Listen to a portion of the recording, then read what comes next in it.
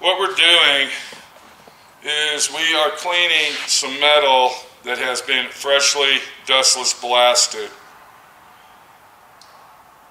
I'm going to show you and take you through the process of how to properly clean your metal for epoxy sealer. Welcome to D.I.Y. Automotive School with my friend Pete and Minnie, the body shop girl.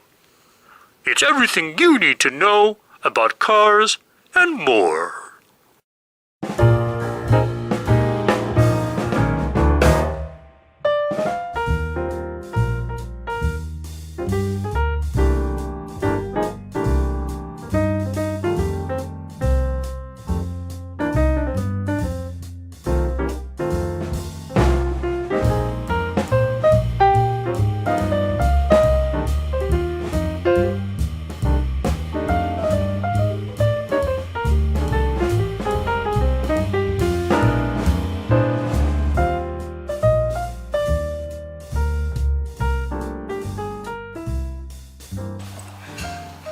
Okay, the first thing we need to talk about is dustless blasting. I've had dustless blasting done in the past, and to be honest with you, the car that I had dustless blasted, because I've only had one car dustless blasted, it actually came out pretty good. It was the person that did the dustless blasting that screwed it all up. Remember that? Yes. It was the biggest nightmare of a chaos mess that I have ever seen in my life. It took us months and months and months to get rid of all of the sand that this guy used. It was horrendous, and it was a nightmare. If you ever have a car dustless blasted, see that field out there? Have it done in a field like that, because if you don't, it's going to get everywhere. Cracks, cronies, everywhere that there is a space, it's going to get into. It's a very big mess. But with soda blasting getting so exhaustedly, what can we say, out of range of price, when you're paying $50, $30 to $50 for a bag of soda, and it's costing you $3,000 and $4,000 to possibly soda blast a Volkswagen Bug, I can't afford that, and I'm not going to ask anybody else to. So, I have found from experience the next best thing is basically dustless blasting. Now, a lot of these guys, they charge by the hour, and they claim they use glass beads, which is crushed glass, and I talked to a guy that does it. Matter of fact, he did this stuff, and he says the glass that they use are typically old beer bottles that are crushed down to microfine organisms to blast this with. Because when I had that Camaro blasted, the smell was unbelievable. It was gagging me. I couldn't smell. I asked him, I said, why does it smell like pig shit? He said, it's the type of glass that they use. It's old, recycled. Most of it's beer bottles and wine bottles and all these bottles that they normally would throw away. So by the time they mix the water with the glass and all this, now you've got the dustless blasting. Come on over here, I want to show you something. We just got this back from the dustless blaster. Now I got to put this stuff in epoxy primer to seal it. I'm not going to do the body work ASAP, and even if I would still put epoxy primer on, because just touching it with your hand will what, Minnie?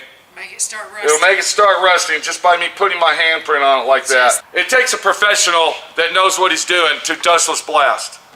If a guy comes over and he dustless blasts it, and you tell him, I want this done inside and out, and he doesn't adjust the pressure properly, it will warp this hood. It'll ruin it. But if a professional, a guy that knows what he's doing, does it, he's going to know how to adjust the pressure and the water flow and all this other stuff to compensate so it will not warp. So it's very important, if you get anything dustless blasted, it's more the operator than it is the machine. Does that make sense? Well, yeah, the machine doesn't operate itself. Exactly. The operator has got to be a professional at it and know what he's doing to do it right, or he will screw your car up. It'll be just like sandblasting it. You'll waste your money doing the dustless blasting. Dustless blasting is a filthy mess. If I had this car dustless blasted and he did it inside and out, it would take me 2 weeks to clean this car out, and I would never get all the sand out. And it'll be just like this road base. This is road base that you're looking at. Okay, and it's hard as a rock. Once it gets wet and it gets packed down, it stays that way. It's the same thing that's out on that road.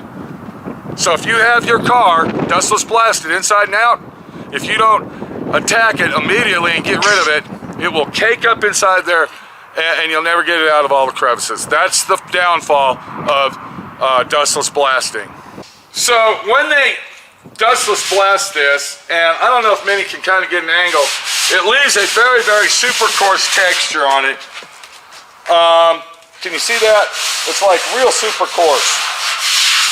And what I'm going to do today is I am going to show you how to get rid of this finish and bring it back to natural finish for painting. Once again, if you have this dustless blasted, that's the same thing basically as sandblasting. And I'm going to tell you something else about dustless blasting. When they're done, they actually spray a chemical on the bare metal to protect it for, maybe a week or so. But if you just let this sit around like this, and I don't know if many can kind of get the angle here, but you can already see where it's starting to surface. You can see orange right here where it's starting to surface rust in areas. You can see a slight discoloration. Yes. It's starting to get a little yellow, creamy looking. Yeah. If I came back in a week, this would be orange. Okay? So we got to attack this now and get it done, and this is how we do it.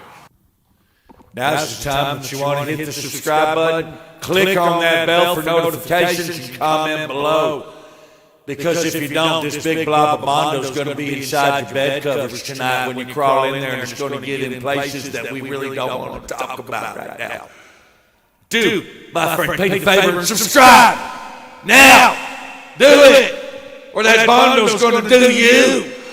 All right, so what we're looking at here, we're looking at a bunch of pieces that I had dustless blasted. Now these are little small pieces, and these are pieces that are inside the car and inside the engine compartment and inside the trunk compartment. For instance, this little piece right here is your turn signal cover for your turn signal arm. Then these are our turn signal housings for our front turn signals.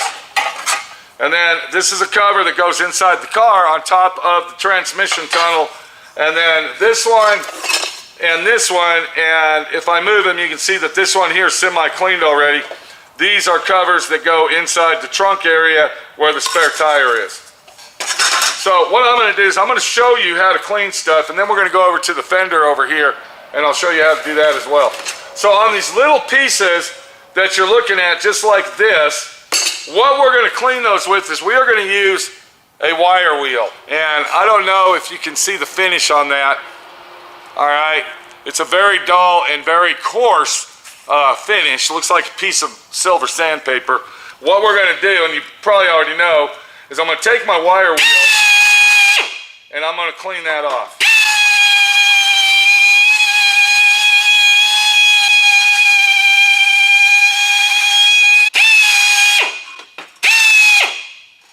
Okay, so what we've done is we've taken our air drill with our wire wheel, and we went ahead and removed all of that harsh, coarse residue that's left over from doing the job of dustless blasting. And this also applies to sandblasting. Sandblasting is the same way.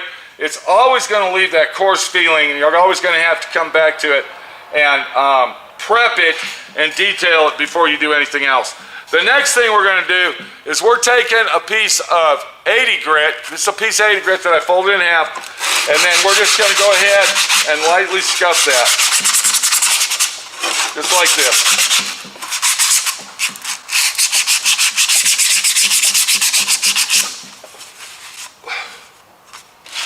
And what this is doing, this is giving us a second nature detail job that's following up from our initial detail job, which was using the drill.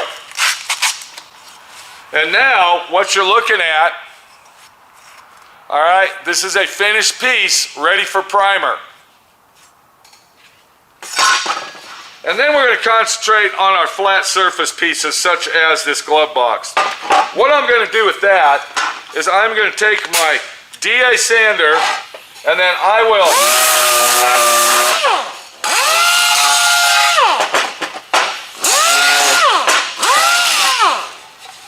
D.I.Y sand this.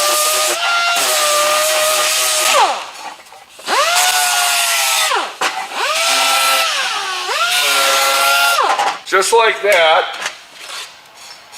And then to ensure that we get every single groove, because even this section right here, even this little section in here needs to be finished and all that residue needs to be removed, that coarse feeling.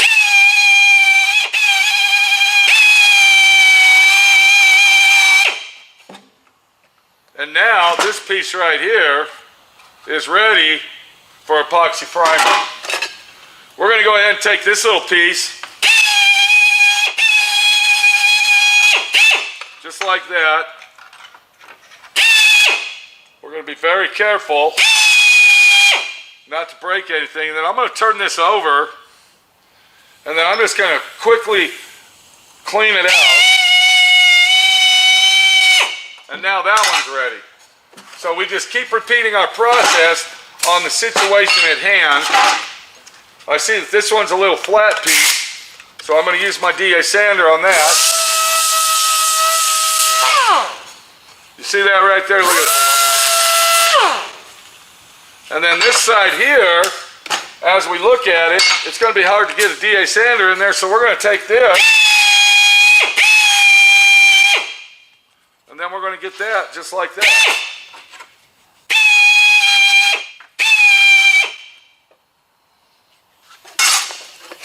We got one more piece here, and if you look at it, it's got a lot of grooves in it, so I'm not going to use the D.I.Y sander because it'll be a waste of time. So we'll go ahead and use this. Now one more thing I want to show you about using a wire wheel. If you put it in reverse, it will give more grip, because when you use it in forward, it is bending the bristles one way. But if you come across a section that's really rough, or it might have some surface rust on it, put the drill on reverse.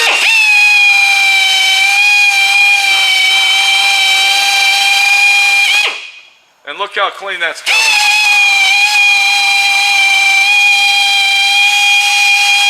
You see what I'm saying? So what we're doing is we're bending the bristles back this way, and it's giving us a coarser feel to dig in deeper. You might say a coarser grind. Now on this steering column tube, what I did with that is I just went ahead and I took a piece of 80 grit and I sanded it down just like this. And then that came out really nice. So all these little pieces are ready for epoxy primer and to move forward into our paint job. Okay, so now that we have all the small intricate pieces done, the next thing we're going to do, we are going to move to the big body part pieces and possibly the body of the car. On this particular car, we didn't get that blasted. All we got were the bolt-on parts. So what I do to this is going to show you the same thing for a prep job. This is a prep video. How to prep bare metal when it's sandblasted or dustless blasted. So what I show you on this is going to be the same thing that you would do to the whole overall body of your car. We're going to take my D.I.Y sander, just like that. I'm going to go ahead and put a piece of 80 grit on it. And I will warn you that D.I.Y sanding this very coarse and rough metal after it's been sandblasted or dustless blasted will eat the sandpaper quickly. You're basically taking sandpaper and rubbing it against sandpaper. I would say that this finish is equivalent to a little over 80 grit, probably 60 grit. So we're going to take our D.I.Y sander, and then what we're going to do, we're just going to sand that thing down.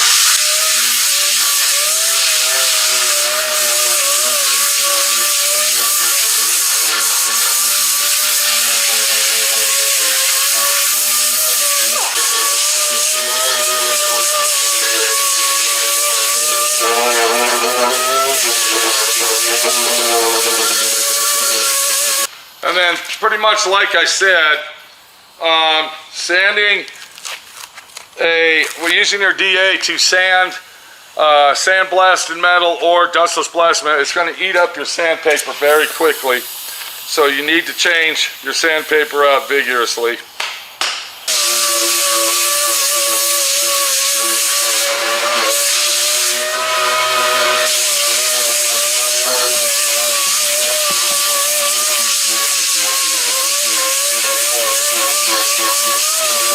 And then the next and final step is that we're going to take a piece of 80 grit, fold it in half, and then we're going to go over it by hand real quick like, and make sure that we get every single nook and cranny. And the owner actually rhino lined his fenders before this happened. So the blaster guy was very careful not to remove the rhino liner. And when we get done painting this car, I hate to disappoint the owner, but he's going to have to probably re-rhino line. That's one of the last things you do when you restore a car. And then you can see right here, because of the rhino liner, we had to leave the green factory primer on it. So we will 80 grit that.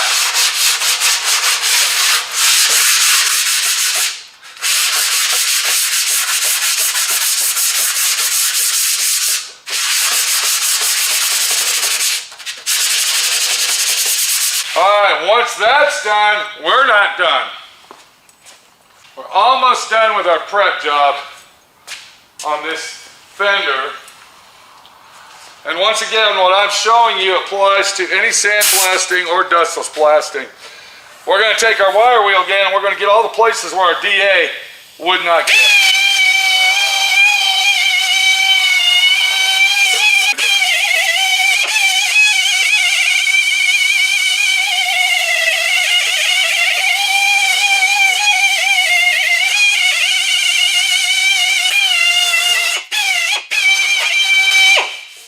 There you go, folks.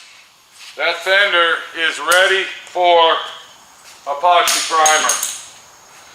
When I say primer, I'm talking a sealer. I am not talking, hold on a minute, that looks a little rough. We got a little section right here. Okay, there we go. That's a lot better. All right, so that's the 100% and authentic, correct way to prep your metal if you had it sandblasted or dustless blasted. Any type of sandblasting that you get done, it will leave a very, very coarse and hard surface on it. It's very important that you take your 80 grit and you prep it properly before any type of paint materials goes on your metal. You can already see over here, these are done. These are ready for sealer. And we're on our road to success. This is Pete, my friend Pete, your friend Pete. Take it easy and good luck on all your restoration projects at hand.